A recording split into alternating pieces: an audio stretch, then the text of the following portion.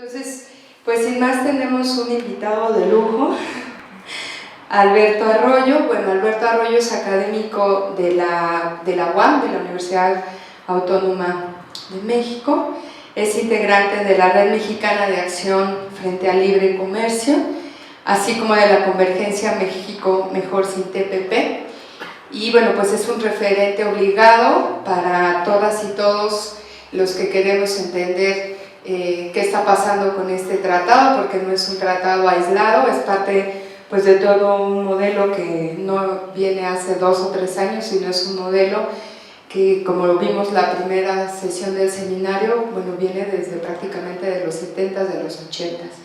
Entonces, pues es un referente para muchas personas en México, pero también me atrevería a decir que es un referente a nivel regional y a nivel internacional sobre el tema de libre comercio. Entonces nos va a hacer una reflexión pues muy general pues sobre toda la experiencia y las reflexiones que ha hecho y que sobre todo pues ha compartido con muchas y muchos de nosotros. Gracias, Alberto. Simplemente el número de Arroyo y ya.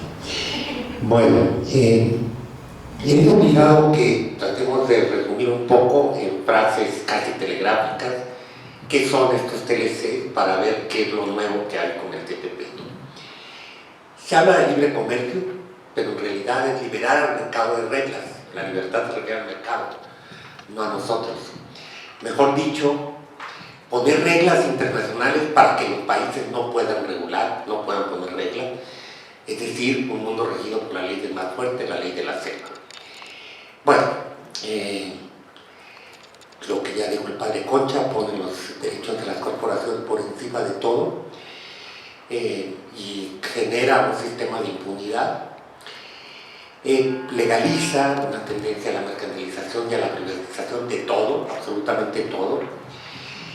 Es especialmente importante el caso de TTP que los derechos se abren servicios, que eso digamos, era algo que estaba muy limitadamente abierto en los tratados anteriores, ¿no? Que siempre lo han querido abrir expresamente. El derecho a la salud, la educación, el agua, se deja mercantilizar y están sujetos a que tengamos dinero para acceder a ellos, con lo cual dejan de ser derechos, ¿no? Mercantiliza la naturaleza, bueno, esto ya lo sabemos, ¿no? Se privatiza la vida natural, el poder patentar plantas o propiedades genéticas de las plantas, es privatizar la vida natural. Lo que llamamos servicios públicos ahora están abiertos a la privatización, a concesiones, regidos por las leyes del mercado, o sea, la máxima ganancia. Esto efectivamente se empezó desde el TELCAM, pero se consolida ahora con el TTP y más con un tratado que está todavía en negociación que se llama el TISA. Pero bueno, todo esto, ¿qué significa en el fondo? Ellos lo dijeron, son frases que pueden sonar muy radicales o muy agitantes, pero son literalmente ciertas, ¿no?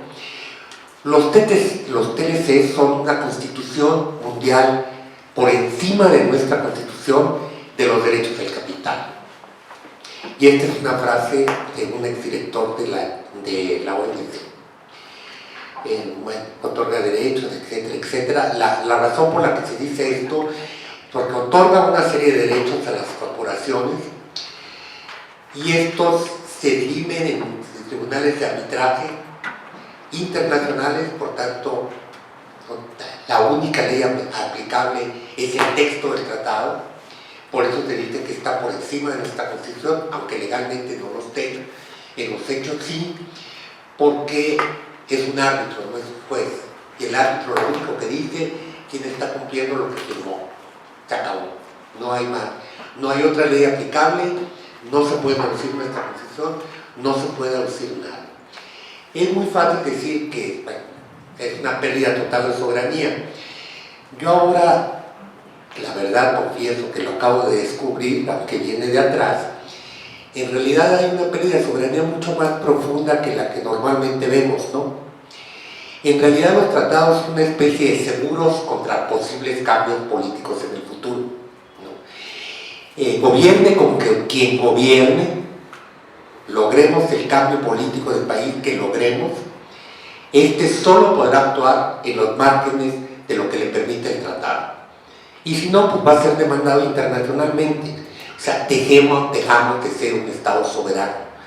Esto se repite, pero es literalmente cierto. El Estado está sometido, pues, a ser demandado, a ser sentado en el banquillo de los acusados por cualquier transnacional que considera que no cumplió por lo que está planteado, por los derechos o superderechos o privilegios que se les dio con los tratados. Por ejemplo, puede demandar al Estado por cualquier medida gubernamental que tenga por resultado disminuir la ganancia soñada, esperada, dicen ellos. Esto se considera expropiación de la ganancia y por tanto hay que pagarlo. Si esto no es limitar la capacidad del Estado de hacer política pública, no sé qué será, ¿no? Al revés, es curioso, es un sistema totalmente unilateral. La empresa puede demandar al Estado en ámbitos internacionales. El Estado no puede demandar a las empresas. Eso sí lo puede hacer en la ley nacional y si hay algún juez que se anima a cumplir con su papel, ¿no? Pero en el ámbito internacional el Estado ni las comunidades pueden demandar a las empresas, ¿no? Lo que quizá es más importante, que quizá no ha estado tan conocido, es que, bueno, el Poder Legislativo se puede ir a su casa, de por sí ya pues, son levantaderos, en realidad por los tratados se vuelve peor todavía. El Poder Legislativo no puede legislar, ni puede modificar leyes, si esto significa disminuir derechos otorgados en los TLCs, o menoscabar beneficios, tal cual. Pero esto es quizá lo nuevo que yo acabo de descubrir, confieso mi ignorancia. Me puse a estudiar la ley, que es un desmadre, perdón la palabra, las leyes de Estados Unidos, ¿no? Y hay una asimetría jurídica impresionante. Voy por partes. Esto sí ya se sabía. Para Estados Unidos el tratado, el texto del tratado, las 6.000 páginas estas, no son ley, sino que el Congreso estadounidense debe hacer lo necesario, cambiar leyes, reglamentos, políticas, acciones administrativas, para poder cumplir lo que se comprometió el presidente con el TLC. Finalmente, Estados Unidos no está obligado más que por sus leyes. Le dieron permiso al presidente de negociar, el presidente negoció una serie de compromisos, entonces el presidente manda al Congreso una serie de iniciativas de cambios legales o reglamentarios, o de políticas, o de procesos administrativos que tendrían que aprobar el Congreso para poder cumplir lo que el presidente se comprometió. Pero bueno, ¿quién nos asegura que esas leyes que cambiaron o esas adaptaciones que hicieron realmente reflejan todo lo que se comprometió Estados Unidos? Porque lo único que es ley es ese texto, la llamada ley de implementación.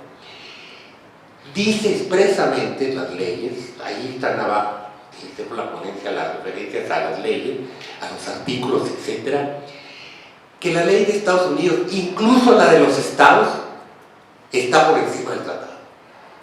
O sea, si yo quiero demandar y resulta que no modificaron tales y tales cosas, voy a quedar frito porque el texto del tratado no es ley, ¿no? Pero todavía más, según la ley estadounidense, esto es lo que descubrí, antes de que entre en vigor el tratado con un país en particular, en este caso con México, uno de los otros 11 países, el presidente tiene que certificar que ese país cambió las leyes para poder cumplir con lo que se comprometió con el tratado. ¿Y quién certifica que él cambió las leyes? No, nadie. ¿Cómo logra esto?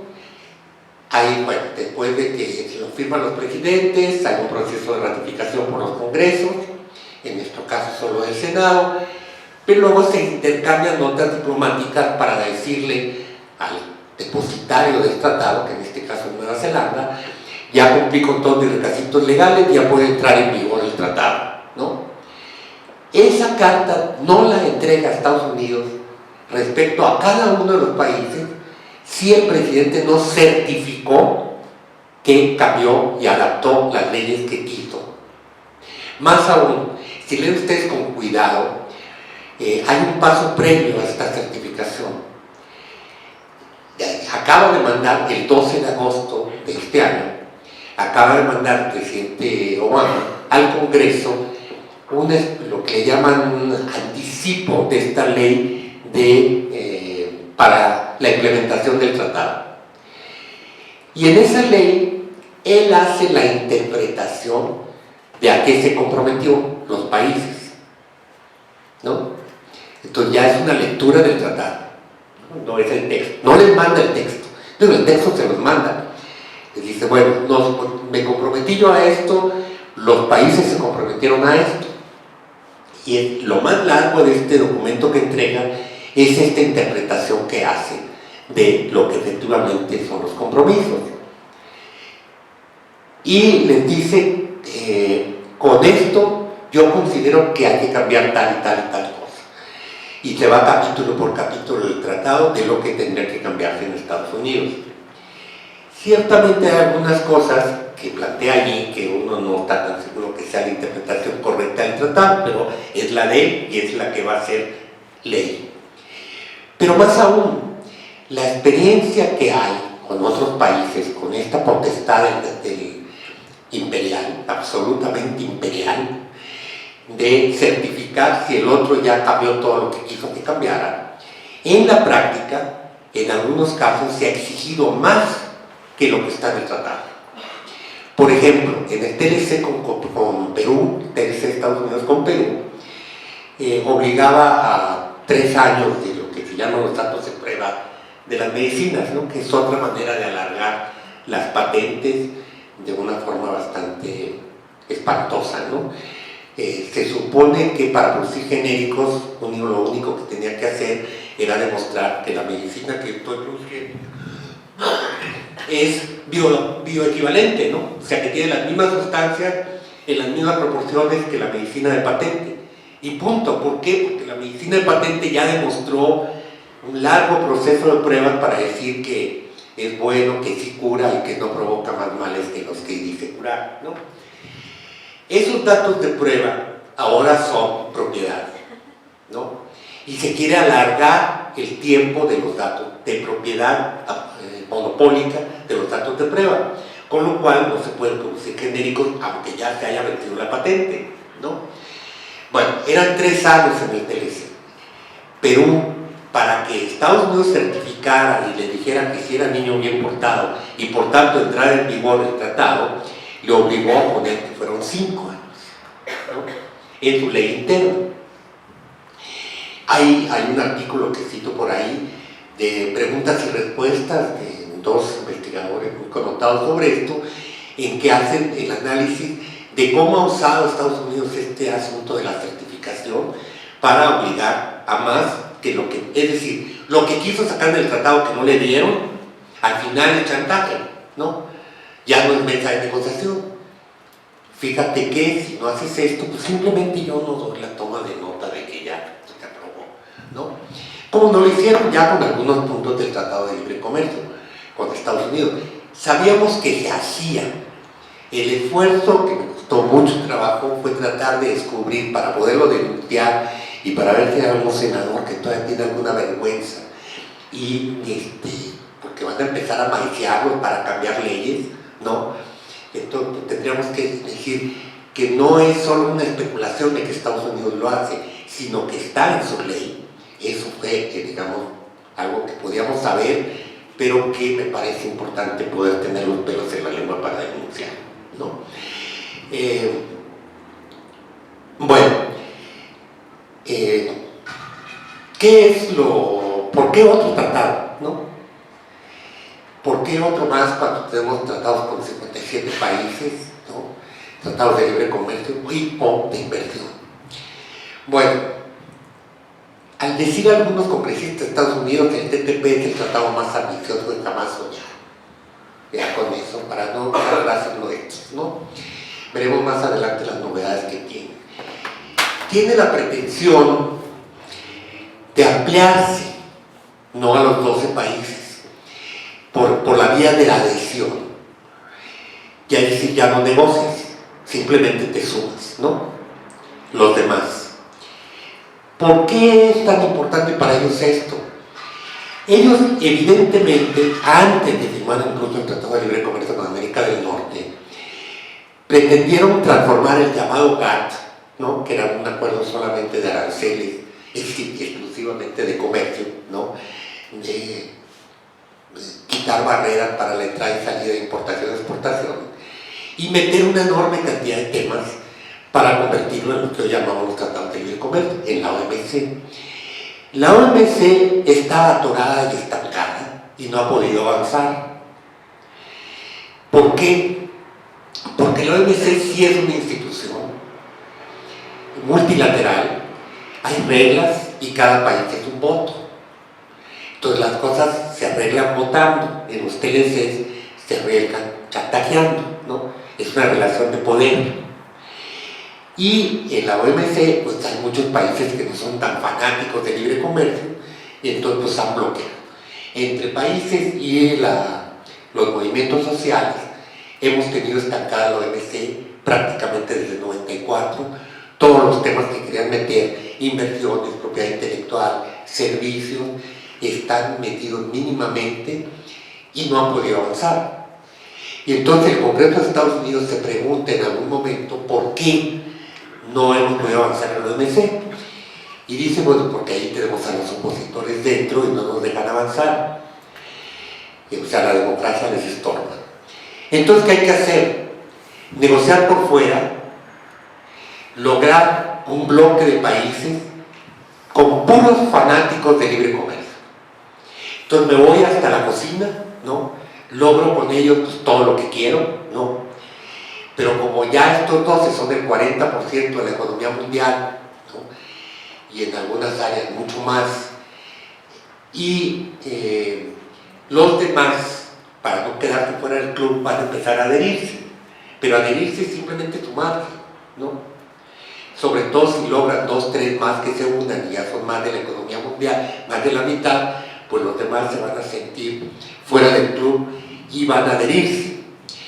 Y entonces, bueno, logran lo que no logran. Nomás para que vean la diferencia de una negociación en la que se vota como la OMC, no digo que la OMC sea buena, pero digamos es un espacio en el que tienes más posibilidades de construir alianzas, de construir bloques, etc. Cuando se estaba negociando el ALCA, que bueno, al principio iba como cuchillo en mantequilla, no había ninguna oposición de ningún gobierno, ninguno, ni siquiera Venezuela, ¿no? La única oposición eran los movimientos sociales, ¿no? Pero bueno, después empiezan a cambiar las cosas y ya empieza a atorarse la negociación y Estados Unidos en una reunión dice, no, lo que no está funcionando es el método, hay que hacer un receso y yo voy a tener renegociaciones bilaterales con cada uno de los 40 representantes de los países, ¿no? Tenemos testimonios de algunos que fueron así, a cuartito cerrado, el representante de Estados Unidos con cada uno de ellos, ¿no? Ustedes imagínense las presiones, ¿no? Acuérdate que tienes pedido un crédito en el Banco Mundial y que no te hemos dado, yo tengo la mayoría de los votos, acuérdate que me debes no sé qué, acuérdate no sé cuánto, así de simple, ¿no?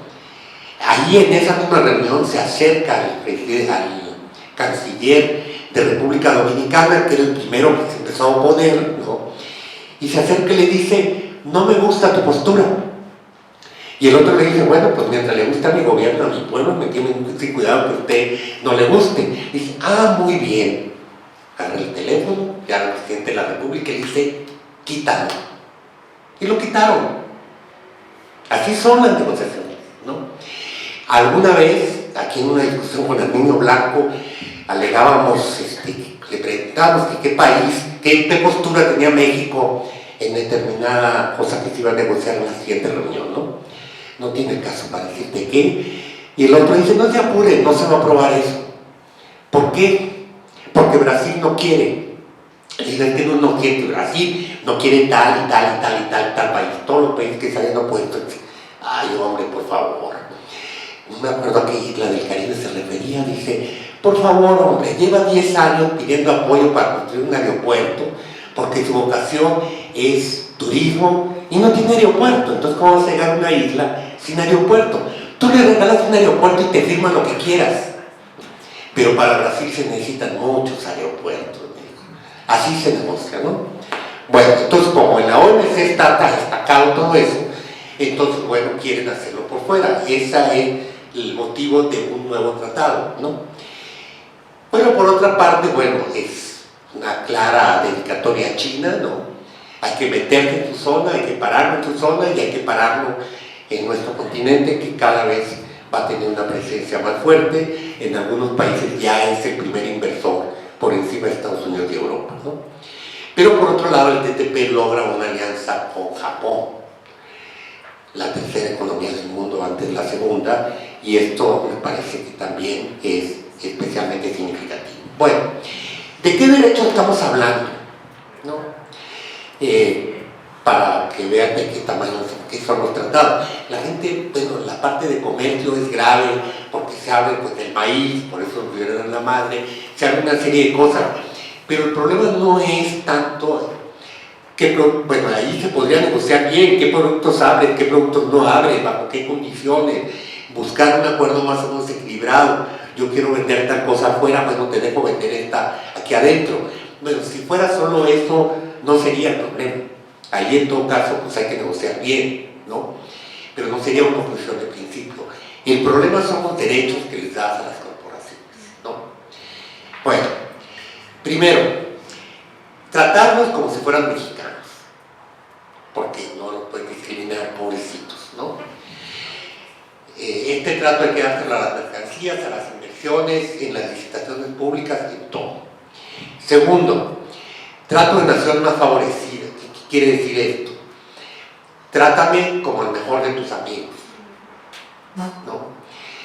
Esto parece que no tiene mayor cuestión, pero todo el proceso de integración de América Latina, esta cláusula tiene dedicatoria para impedirla. ¿Por qué creen ustedes que en el Mercosur, en la legislación del Mercosur, está prohibido que cualquier país firme un tratado de libre comercio con un país desarrollado? Estrictamente libre comercio quiere decir que no se mete solo con comercio, sino con todos estos temas. Es decir, un tratado guiado por la teoría del libre comercio, que es dejar todo a la ley de la ganancia, a la oferta y la demanda, ¿no? ¿Por qué? Porque cualquier concesión que yo doy, imaginen ustedes Petrocaribe en el alma, ¿no? Las condiciones que vende Venezuela, que en algún momento México, Venezuela le vendieron a Centroamérica cuando México quería hacerse el niño bien portado y ayudar al Consejo de Paz en Centroamérica, ¿no?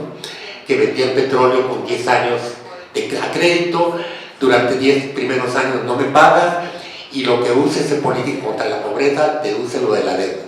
Esas eran las condiciones en las que vendíamos. El trato de nación más favorecida significaría que yo le vendo igual a Estados Unidos. Entonces díganme qué país va a hacer concesiones solidarias a otro país más o menos del mismo nivel o menor desarrollo, en aras de construir una alianza política, en aras de construir un proceso de integración. Sí, le va a tener que dar esas mismas condiciones a Estados Unidos, a Europa o a quien sea, ¿no? Entonces, este trato de nación más favorecida, aparte de otras cuestiones, ¿no? Supongamos que determinado tratado no está tan fuerte en una cláusula, yo puedo decir en el arbitraje que me apliquen la cláusula tal como está redactada en otro tratado del que los dos somos parte, porque me tienes que dar el trato de nación más favorecida, ¿no? Entonces, si lo trataste al otro mejor, entonces yo te aplico la cláusula, no el tratado de Estados Unidos-México, sino el tratado Canadá-México, por ejemplo, ¿no? Bueno, en este caso es el mismo. Bueno, tercero, el derecho a que no se les exija requisitos de desempeño, sin formas de comportamiento, ¿no? Cuarto, el derecho a ser compensado, ya lo había dicho, por cualquier medida que disminuya su ganancia. Quinto, la obligación del Estado Nacional a someter las empresas públicas a disciplinas y comportamiento con criterios de mercado. Por eso las reformas estructurales, por eso la reforma de Pemex, ¿no? La empresa pública es una empresa capitalista, saca plusvalía, eso no hay duda, pero tiene una función en el proceso de reproducción del sistema distinta que la empresa privada, ¿no? Si se va a comportar la empresa pública igualito que si fuera privada, es ya solo por la ganancia, pues ¿para qué fregado me sirve que sea pública? El público no es quien es el dueño, sino el papel que cumple. Si yo voy a mover mi empresa de agua con criterios exclusivamente de precio y calidad, pues obviamente el agua no le va a llegar a las comunidades porque es excesivamente costoso llevar agua allí para 3 gentes que viven ahí, punto. Entonces, ¿para qué me sirve que sea pública? ¿No? Bueno, obliga a que las empresas públicas no se conviertan en una competencia desleal para las empresas privadas. Esto implica, y es explícito en el tratado, que una vez que cambiamos la Constitución y se abrió el petróleo, no se puede revertir para atrás. Esto es explícito, ¿no? Aunque no estuviera, genera derechos. Es decir, si yo ya licité y le di la concesión de un pozo petrolero en aguas profundas a no sé qué empresa, y luego digo, siempre no va para atrás, rompo el contrato, me van a demandar por la ganancia esperada en los próximos 10 años, como ya le hicieron a Bolivia, cuando rompió el contrato del agua, cuando se dio la famosa guerra del agua. Bueno, la empresa todavía no invertía ni un centavo. Suben los precios, se levanta la gente por el agua, entonces Evo dice, bueno, perdón, rompo el contrato, todo contrato debe haber daños y perjuicios por romperlo, ¿no? Calculemos el daño que te hice, te lo pago y se rompe el contrato, y el otro dice, daños y perjuicios, la ganancia esperada en los próximos 10 años, ¿no? Y ahí está el pleito, porque obviamente Bolivia no se los pagó.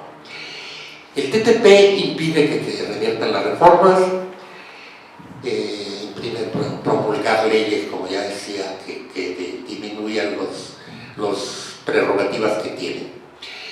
El derecho de las empresas a juzgar a los estados, ¿no? Que ya lo dije. Otra cosa interesante, del tratado no podemos salir cuando queramos, eso no es el problema. Jurídicamente basta que avise con 6 meses de anticipación.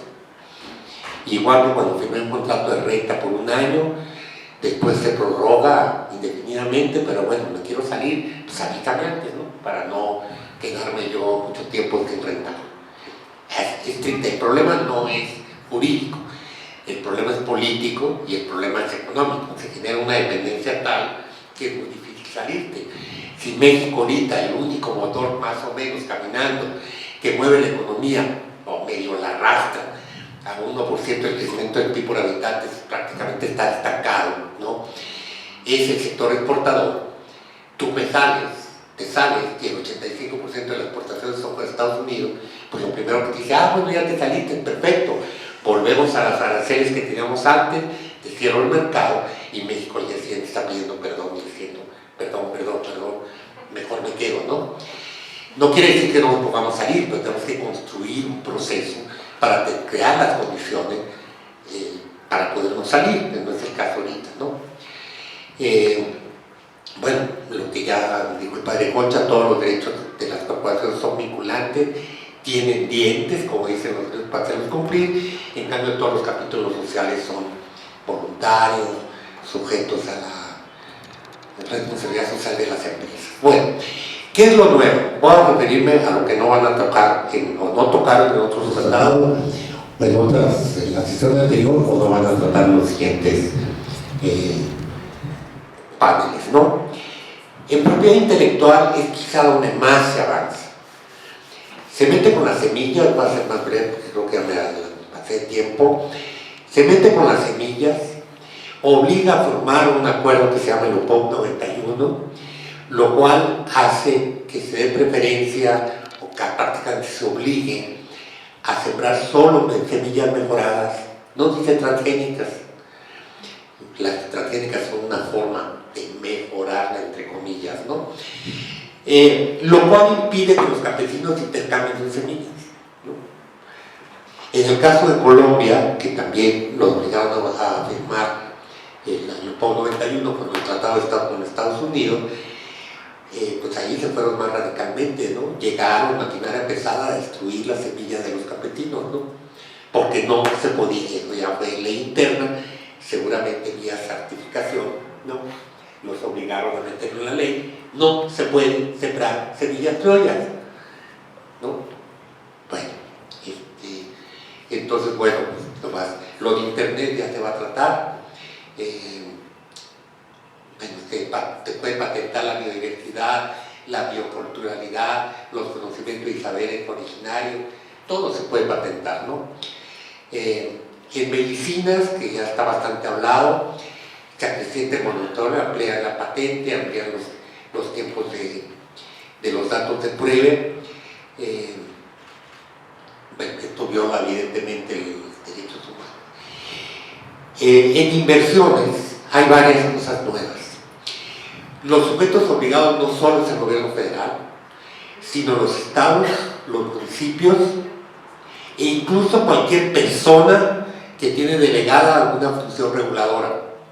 Todos están sujetos, todos los otros TLC son solo para el gobierno federal. Esto es importante. Por ejemplo, ahorita estamos con el asunto del agua. El agua sigue siendo una facultad municipal, ¿no? Los sistemas de agua potable son municipales y por tanto no estarán obligados por el tratado. Ahora sí. Bueno, hay una excepción a la cual me voy a referir después, que espero que por vía de certificación uno la vote, ¿no? En el que todavía hay ahí, pero uno hace también la lectura para ver qué rendijas te deja una vez que se apruebe para ver cómo te puedes defender, pero esos son rendijas, ¿no? Cubre explícitamente el capital especulativo, pero incluso explícitamente a los derivados, ¿no? Que fueron los que nos metieron en la crisis 2008-2009. En la definición de inversión se mete absolutamente todo. Es inversión lo que llamamos derechos administrativos. Si yo te di una concesión para un pozo petrolero, ya es inversión. Si todo activo es una inversión, ¿no? Y esto significa ganancias para las empresas. Yo puedo informar en la bolsa de valores que México me dio una concesión, una zona que efectivamente se sabe que hay una enorme cantidad de petróleo. Yo puedo decir que voy a tener ganancias esperadas de mucho dinero y subir mis acciones. Por eso se considera ya un activo. Yo todavía puedo no haber invertido ni un centavo, pero ya estoy cubierto por el capítulo de inversiones, porque la sola concesión ya es inversión. Bueno, todas las... se mantiene y profundiza lo que hacemos el mecanismo de solución de controversia. Hay una parte que yo todavía no me he metido a estudiar más, pero que puede tener consecuencias, no sé si Malin ya se metió en eso, es el proceso de garantizar las cadenas de suministros, ¿no? Que esto a mí me puede parecer, no lo sé, esto sí es pura especulación. En el caso del tratado con Estados Unidos y Canadá, México no firmó una cláusula que se llamaba de abasto seguro de petróleo, que Canadá sí la firmó. ¿Qué significa esto? Que te obliga a que le tienes que exportar a Estados Unidos, y en este caso Canadá, el mismo porcentaje de tu producción nacional, no puede variar en el tiempo. Si yo primero se me empieza a acabar el petróleo, porque es que es el caso de México, o por cualquier razón yo decido guardarlo bajo la tierra, o está creciendo la economía más fuertemente y voy a usar más petróleo, podría disminuir mi cuota de exportación, ¿no? Puedo hacerlo, pero si tiene que mantener el mismo porcentaje, que yo produzco 100 barriles y le exporto 85 a Estados Unidos, el 85%, después yo produzco nomás 80 barriles, le voy a tener que exportar el 85%. Y Canadá ya se dio el caso que tuvo que importar petróleo para su uso interno porque estaba obligado a vender el petróleo a Estados Unidos. Y si esto quiere decir garantizar cadenas de suministro, pues estamos fritos.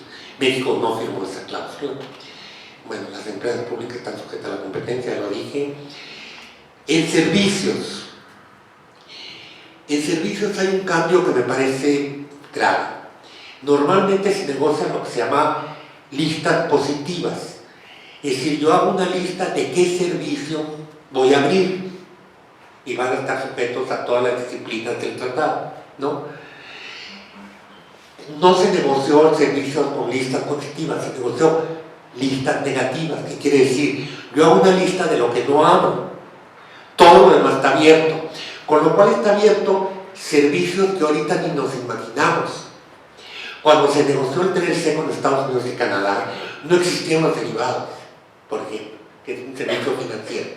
Entonces yo estoy abriendo de entrada cualquier servicio que en el futuro exista, ¿no? De entrada, que ahorita ni siquiera puedo imaginar.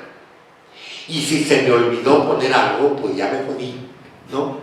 O sea, no es que yo esté pensando a ver qué te quiero abrir, sino lo que no se te ocurrió, está fregado, ya está abierto, de entrada. Y por tanto está sujeto a todas las disciplinas. Hay un anexo en el que se hacen algunas acotaciones para tales servicios. No sé, hay algunas excepciones, por ejemplo, el trato nacional, etcétera, etcétera, ¿no? Es decir, son listas bastante largas, un anexo muy largo. Ahí la única que me parece importante, que espero que no se vote por la vía de la certificación, y hay que tener mucho cuidado, por eso lo importante es que no se apruebe la ley de agua que quieren meter, sino que se apruebe la ley alternativa que se está moviendo en la sociedad, es que al final dice que en materia de servicios, cualquier medida discordante, es el lenguaje que usan, cualquier medida discordante de los estados o municipios permanece, ¿no? Porque en todos los capítulos tiene un asunto que se llama ¿qué vas a hacer con las medidas discordantes? Es decir, con cosas en que tu ley es discordante con el tratado, ¿no? Entonces, bueno, pues me voy a comprometer a cambiarla dentro de un año, me voy a hacer aquí no sé qué, o es una excepción, ¿no? Y yo mantengo esto. Entonces aquí se dice que en materia de servicios, cualquier cuestión de leyes estatales o municipales se mantendrá como medida discordante. Entonces me parece muy importante para el caso del agua. Y si ustedes ven todos los pleitos por defensa del territorio, de una u otra manera tiene que ver con el agua, o porque dieron a la minera, o porque está contaminándose, o por lo que ustedes quieran, porque se usa para la electricidad, o por lo que se usa lo que ustedes quieran, ¿no? Entonces se vuelve estratégico poder aprobar antes que el tratado, porque tiene que ser antes, ¿no? Una ley de agua que pase el control del agua a las comunidades, ¿no? Porque si no estamos fritos. Es decir, son de las medidas que quedan ahí, digamos, bueno, en fin, me salto esto. La agricultura, dije las semillas, bueno, normal, yo supongo que ya hablo de eso. Se abren, va a tener efectos, dices tú, bueno, ya qué más puede pasar, ¿no? Uno siempre se pregunta qué más puede pasar. Pues sí puede pasar, ¿no? En algunos productos, que sabemos que son productos más bien de la agroindustria, no de los campesinos, estamos importando un montón de Estados Unidos y eso significa entradas, ¿no? Tomates y cosas por el estilo, ¿no?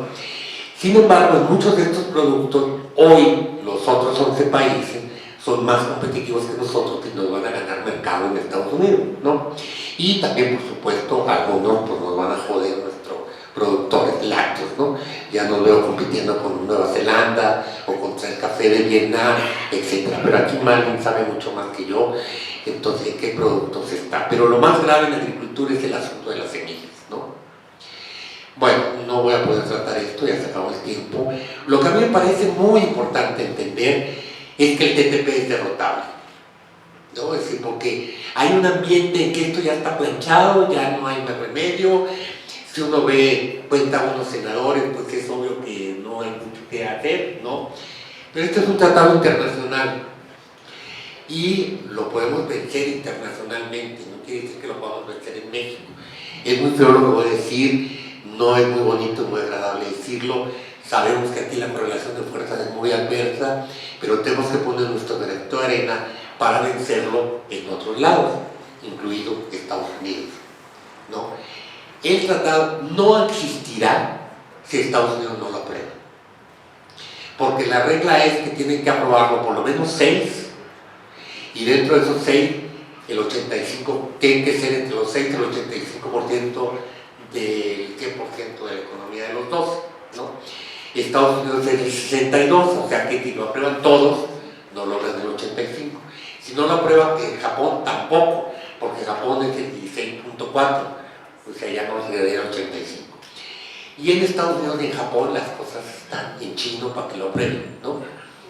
Esto tampoco es nuevo.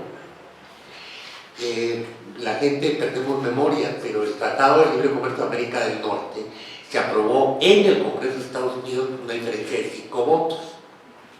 En el Congreso de Estados Unidos. La oposición ha crecido muchísimo más. El tratado con Centroamérica se aprobó un voto de diferencia, si memoria no me engaña. Entonces, bueno, hoy las cosas que la correlación de Estados Unidos es muy fuerte. Esto no quiere decir que vamos a depender todo de los gringos.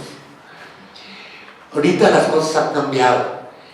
Es muy feo, lo puedo decir, que bueno que no hay aquí gringos porque sonaría demasiado pedante, pero cuando se estaba aprobando el tratado con Estados Unidos, había una fuerte oposición de los sindicatos y los grupos ambientalistas, de los sindicatos por violación de derechos laborales.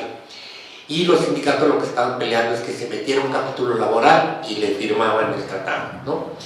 Fue un trabajo de los canadienses y de los mexicanos convencer a los sindicatos de que con toda la mejor cláusula del capítulo laboral había que oponerte al tratado, por una simple razón, o sea, ¿para qué quieres derechos si no tienes empleo?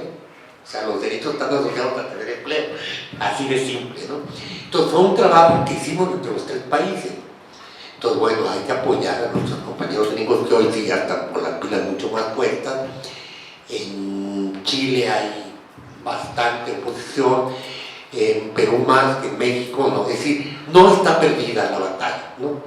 No hay posibilidad de desarrollar esto, hay que hacer pues un análisis de correlación de fuerza de cómo está, pero digamos, no están totalmente perdidos.